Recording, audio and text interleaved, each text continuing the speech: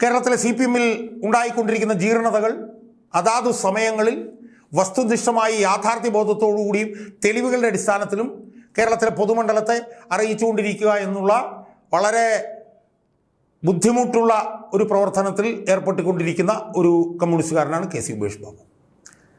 അപ്പോൾ അങ്ങനെ ഏർപ്പെട്ടുകൊണ്ടിരിക്കുന്ന അദ്ദേഹത്തിനെതിരെ ഉണ്ടായിക്കൊണ്ടിരിക്കുന്ന ആക്രമണങ്ങൾ, വധശ്രമങ്ങൾ, ഈ പറഞ്ഞ പോലെ സാമൂഹ്യമായി ഒറ്റപ്പെടുത്താൻ വേണ്ടിയിട്ടുള്ള ശ്രമങ്ങൾ, അതിനെക്കുറിച്ചിട്ടൊക്കെ ഞാൻ ഒരുപാട് തവണ ഞാൻ പറഞ്ഞിട്ടുണ്ട്, വീഡിയോകളെല്ലാം ചെയ്തിട്ടുണ്ട്. അതുകൊണ്ട് ഞാൻ അതിൻ്റെ വിശദാംശങ്ങളിലേക്ക് ഞാൻ പോകുന്നില്ല.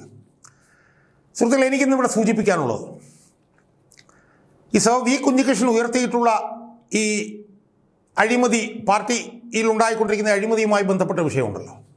ആ ബന്ധപ്പെട്ട വിഷയത്തിൽ കണ്ണൂരിലെ CPM ഇപ്പോൾ ജനങ്ങളുടെ മുമ്പിൽ വിവസ്ത്രരായി നിൽക്കുകയാണ്. അപ്പോൾ ആ വിഷയത്തിൻ്റെ പ്രാധാന്യം എന്താണ് എന്ന് കേരളത്തിലെ ജനങ്ങളോട് നിരന്തരമായി പറഞ്ഞുകൊണ്ടിരിക്കുന്നത് KC ഉമേഷ് ബാബു ആണ് എന്നുള്ളത് കൊണ്ട് KC ഉമേഷ് ബാബുവിനെ എങ്ങനെയെങ്കിലും